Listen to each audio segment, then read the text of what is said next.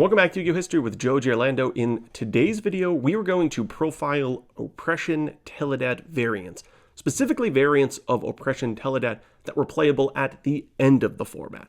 So far, there have been 3 videos posted where we've looked at Teledad. We did a deck profile of the early Teledad decks at the beginning of the Teledad format, right at the release of Synchro Monsters. Sean Montague and I played a mirror match of old school original Teledad.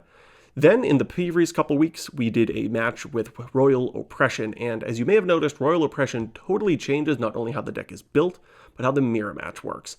So in this upcoming deck profile, I'll talk all about the inclusion of Royal Oppression, but in addition to that, I will talk about the inclusion of Plaguespreader Zombie. Plaguespreader Zombie totally changed the ratios in the context of how many emergency teleports or Krebons you should play, the ability to stack not only malicious from your hand on top of your deck, but normal spells to combo with Diamond Dude, totally changed some of the ratios within the deck, and I'll highlight that in the upcoming deck profile.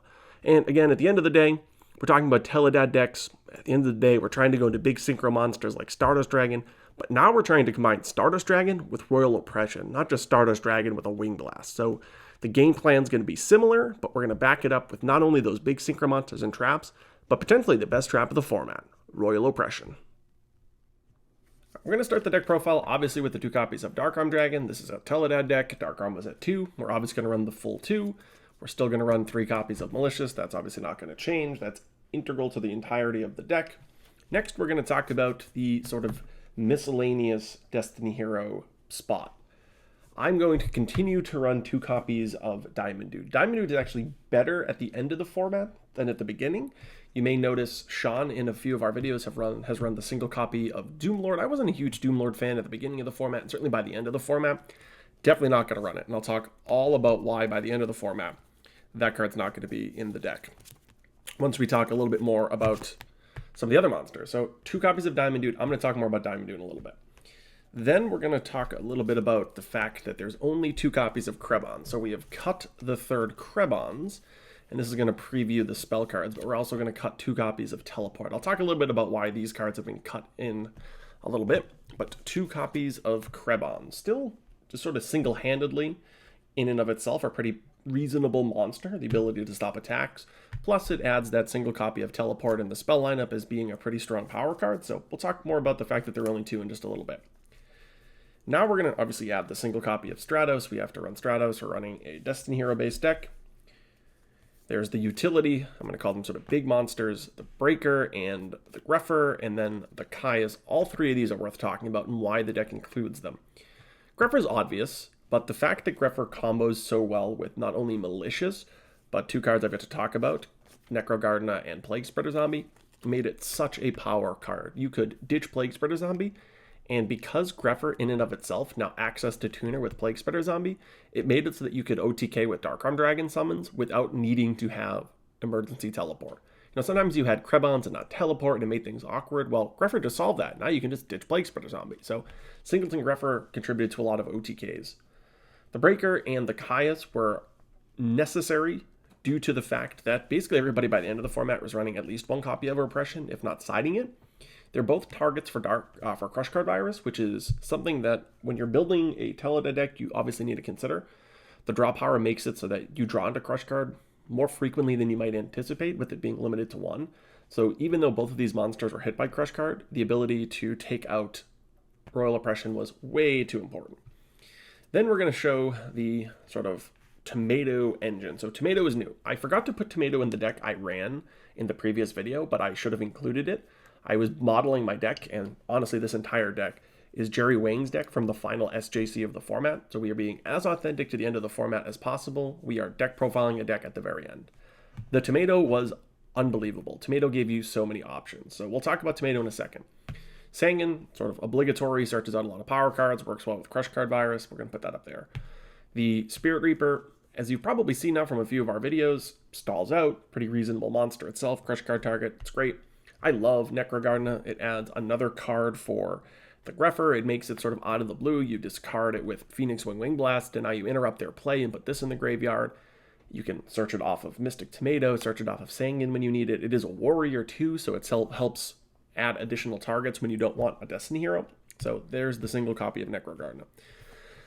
Plague. We got to talk about Plague. We got to talk a little bit more about Tomato. We'll talk about Tomato first. So what Tomato allowed you to do in this format is it obviously allowed you to search all of the stuff you could previously search, like malicious.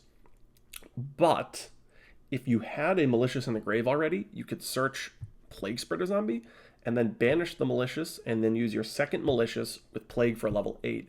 And then you could just leave Plague and malicious in the grave for a later turn, or if you think you had enough protection, you could use Plague and the third malicious to go into double level 8s just because you crashed and put Plague on the field. You know, sometimes the normal summon of Plague is obviously not always an option.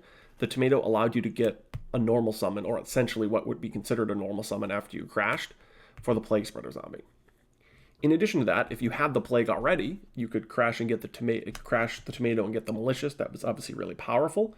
Tomato crashed really well into, obviously, Diamond Dude. I talked about the double Diamond Dude. Double Diamond Dude, we can talk a little bit more about, was extra useful at the end of the format because a lot of people were main decking copies of Royal Oppression, and sitting there with an Oppression and a Diamond Dude allowed you to get incremental card value based with the Royal Oppression. Now, if you were sitting there looking at that board, your opponent's attacking you for 14, you crash the Tomato, now all of a sudden you have board supremacy. So that's really important. In addition, that Tomato allowed you obviously to search Sangan and sort of some of the utility dark monsters here. It fueled your graveyard for Dark Arm Dragon. It did basically everything you wanted. You could set it when your opponent had Oppression, give you a few turns. They would attack into it. Now you get the Reaper. The Tomato did basically everything you wanted in Teledad variants. Which now leaves us with probably the most important card released in the middle of the Teledad format, which is none other than Plaguespreader Zombie.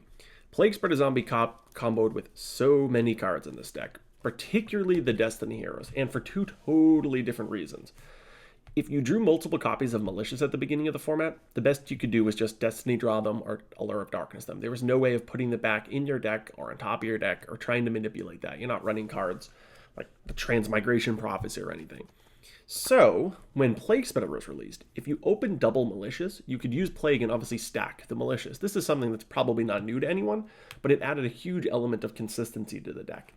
The other card that it comboed well with was the Diamond Dude. And the great part of this is it comboed with this stuff inherently. People were running Malicious, obviously, and running Diamond Dude before the release of Plague. So the fact that it just added this internal consistency by playing cards you would already run was just awesome. But with the Diamond Dude, you could stack some of your normal spells, of which there's a lot of. So obviously not ones like Teleport, but basically all of them but Teleport and Mystical Space Typhoon. All of the other ones were really powerful normal spells. You could put them on top of your deck and then use Diamond Dude once you knew the top of your deck. I can't tell you how frequently either you or your opponent would stack a Destiny draw, which was somewhat dead because you didn't have any targets, at least at the time. Top of your deck, summon the Diamond Dude. Use the effect, put this into the graveyard, go into a level 8. Next turn, you drew for your turn, drew 2 with Diamond Dude. That was incredibly, incredibly powerful.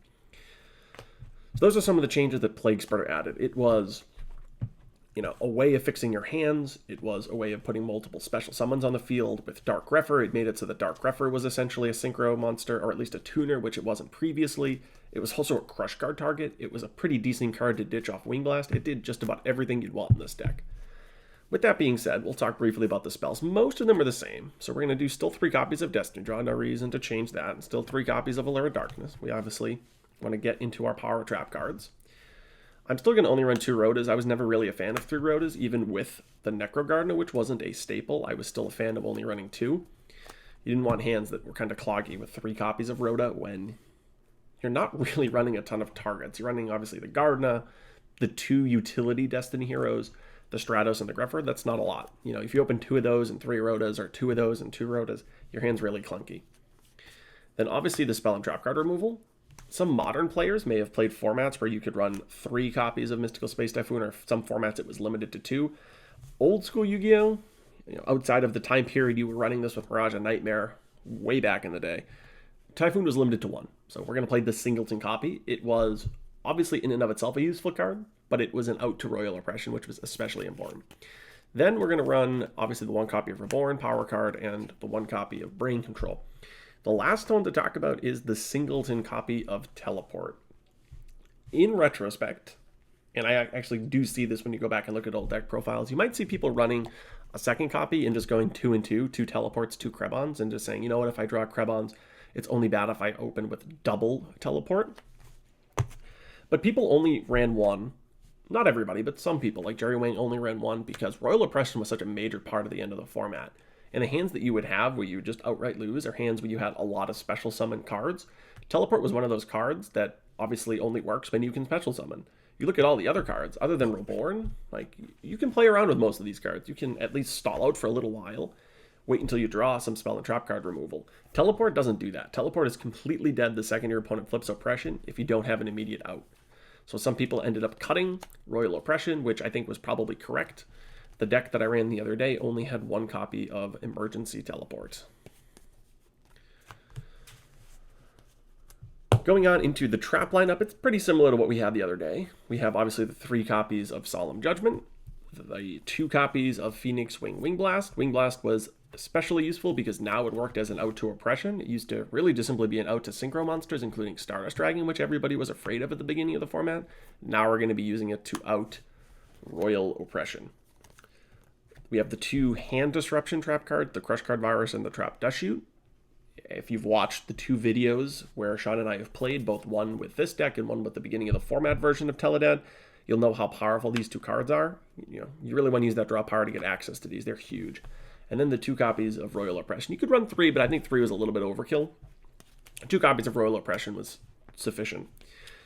Obviously, for those of you who've played modern Yu-Gi-Oh, you know that when your opponent has something like Royal Oppression plus Stardust Dragon, it can be really hard to break this board. Or if you're, somewhat modern and haven't played 15 years ago or 10 years ago, something like Vanity's Emptiness and Stardust Dragon, or Vanity's Emptiness and Stardust Spark Dragon. You know those types of boards where they have some type of negation monster, typically from the extra deck, and an Oppression or Emptiness can be really hard to break? Well, this is really where it first started. The Oppression Stardust Dragon lock from this format was pretty difficult to break. I'll also note there are also some interesting things you could do where if you could stick a Stardust Dragon, it made it so that your opponent's future Royal Oppressions weren't as good because you could actually use Stardust Dragon to negate a Royal Oppression that was already face up on the field. So there were some interesting things that you could do. Now that's somewhat difficult to do. If you have Oppression up, they're obviously going to stop your Synchro Summons. And if they have Oppression up, they're going to stop your Synchro Summons. So it only really mattered when you yourself had Stardust on the field, but nevertheless, something to talk about briefly. The next interesting thing to talk about, and it's super interesting, is the extra deck. So let's talk about the ones that are sort of obligatory, no debate. The first are the level 8s. By the end of the format, there were enough Synchro Monsters that we're not just going to run 3 of each. That was common at the beginning. But for me, I think 2 copies of each is probably more than enough. So 8 cards already. I only have 1 copy of each. So let's assume 8. Goyo Guardian was unlimited at the time. It was limited to 1 at the end of the format. But again, we're playing authentic to the time period. So we could play 3. I'm going to play 2. So let's assume, I know there's only 1 copy of each of these, but let's assume these are the 10 slots in your extra deck that are really not negotiable. The single copy of Android, not debatable. Can't negotiate that one out. It works too well with the Sangan, with the Spirit Reaper, and with the Necro Gardener, so we're going to run the 1 copy of Android. From that point on, it's a little bit of a debate. You're going to run a level 7, it's obviously going to be Black Rose Dragon. That was the best synchro that you could play. We're going to run at least 1 copy of this. So let's assume 2 copies of each of these and 1 of each of these. We're looking at 12 cards so far. The 3 slots remaining is where really the debate happens. Because relative to the beginning of the format, we had a whole new set with a bunch of new synchro monsters that all did something different and had different uses. And honestly, there wasn't a lot of consistency between what you'd find in people's extra decks. Some people just maxed out on some of these, maybe 3 Stardust, 3 Goyos. They added the Black Rose and said, that's it, that's fine, and had 0 of any of these at the top. I've always been the type of player that prefers a singleton copy of one of these as opposed to a 3rd copy of one of these. I think if you're going into 3 copies of one of these, maybe at some point in the game you could have done something slightly differently that didn't necessitate 3 Colossal Fighters. And if you take a look at those games relative to some of the other games you played, maybe there was a game somewhere where you didn't have one of these somewhat utility synchro monsters that you could have won. So let's talk about some of the options. First, let's just totally discard the fact that you could run Iron Chain Dragon. You're not discarding or ditching 3 cards and milling 3 cards from your opponent's deck and decking them out virtually ever. And if you are, again, there's probably something you could have done during the game that would have won earlier. So Iron Chain Dragon is an option, but nope, we're not going to run it. From that point, there are these 5. These 2 we're going to talk about in a separate point. So we're going to talk about these 3.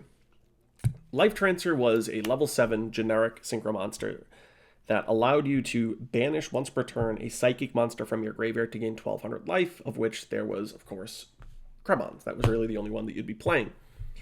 At least the only one that I was playing. I would at least be remiss not to point out that because of Black Rose Dragon, there were some variants of this deck that ran Psychic Commander, just a pretty bad level 3 synchro, level 3 tuner, so that you could go something like Stratos, or Breaker, or Greffer, or Diamond Dude, and then teleport out a level 3 synchro and Black Rose the field. Someone, I think it was Stephen Harris, actually won a SJC with that variant, but that was, let's say, towards the middle of the format as opposed to the end. By the end, that variant was not very popular. Anyway, by the end, the level 7 could either be Black Rose or Life Transfer. Black Rose is basically a staple. The Life Transfer, not so much. I'm going to put it sort of in this maybe pile over here. We'll talk about that one in a sec. Then came these two. These were really interesting. These were incredibly situational, but somewhat powerful as well. Every time we talk about a card like this, we need to consider the fact that Brain Control and Monster Born are legal. So you yourself in your main deck might have only one non-tuner that worked with them, but you have to consider the fact that your opponent has a graveyard and a field as well. So let's start with the Queen of Thorns. Queen of Thorns required basically Mystic Tomato, working as a level 4 plant, and then a tuner, so any tuner. Plaguespreader Zombie, Krebons didn't matter.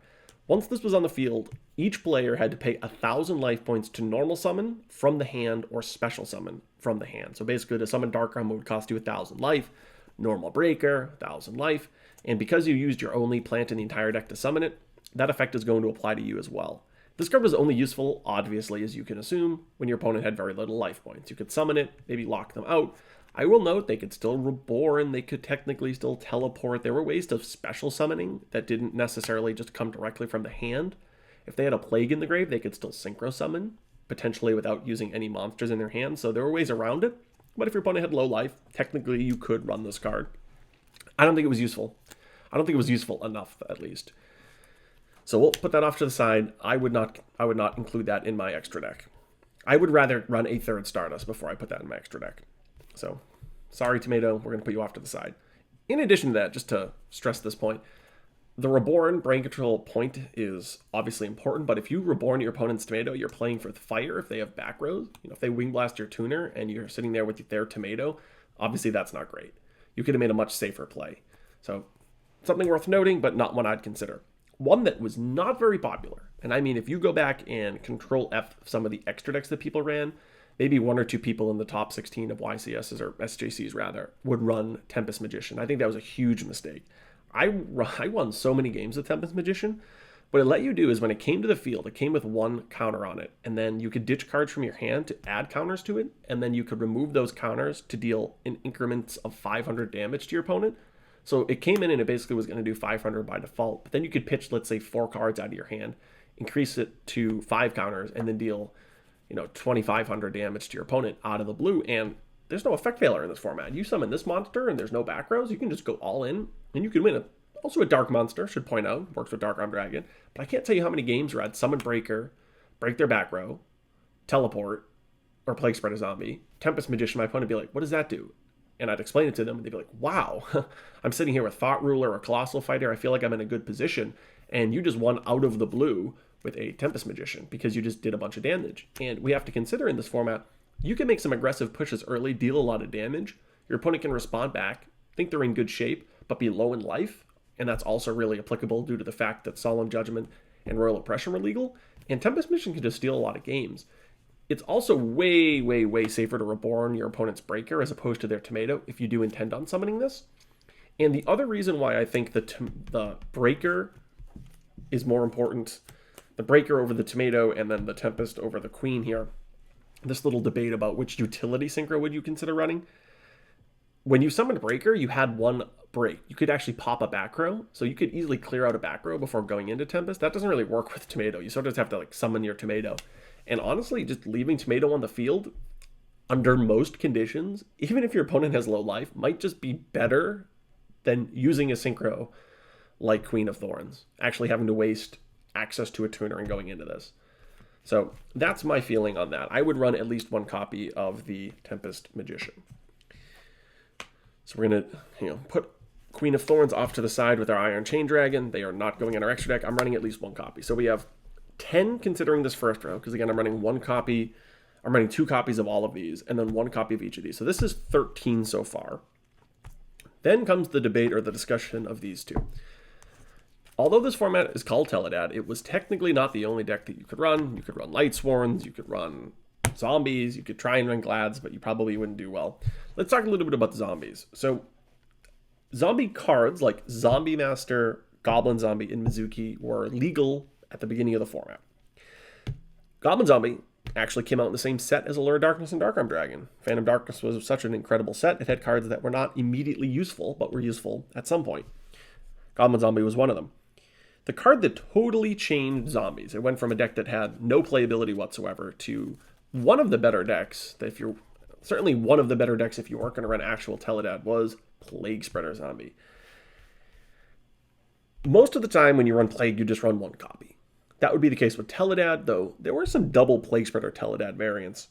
But Plaguespreader, when it was first released, was at 3. It was limited at the end of the format, but you could easily run 3 of these. Some decks did. There was a zombie variant at the time that basically ran off of these four cards in 3s, or in some cases in 2s, where you'd have Goblin Zombie, you'd bring back the Plaguespreader Zombie, you'd go into a Goyo Guardian or one of these, you would search one of these, you could summon Zombie Master, you could ditch the Mizuki, you could do that in order to summon out a Plaguespreader Zombie. There was so much synergy between these 4 cards, it was crazy. And again, we're running multiple copies of these. It in many ways previewed a deck that would be playable about a year later, but maybe a year and a half later. The Diva Zombie variants, maybe one day I'll profile one of those, but the version that was legal during Teledad was pretty interesting, and it had Card of Safe Return as well, which was an incredible engine card with Book of Life to counteract Malicious. It was a pretty awesome deck. Maybe a deck that wasn't fully explored, to be honest, but it was a really cool deck, and as a result of that deck's existence, and as a result of that deck's popularity, people started to consider running one of these in their extra deck in Teledad, because again, this format we always have to stop and say, Brain Control is legal and Monster Born is legal. And if you're running the Teledad deck, you're obviously running the Plaguespreader Zombie. Both of these monsters required Plague as the tuner, but then a non-tuner Zombie. So there was no way inherently in your deck to play either of these monsters. But if you're running Plaguespreader Zombie and you're playing against the Zombie deck, you could summon either of these. Revive King Hades stops the effects of monsters destroyed by battle by zombies. So if you attacked over a Sangan with your Revived King or another zombie that you control, it would stop the effect from going off, which was okay. Some of the decks ran something like a turtle, maybe one Pyramid Turtle, so it had some utility, but I would not think that was valuable enough to include in my extra deck. So I'm going to put that off to the side with our Queen of Thorns and our Iron Chain Dragon. We're not going to run any of these in our extra deck.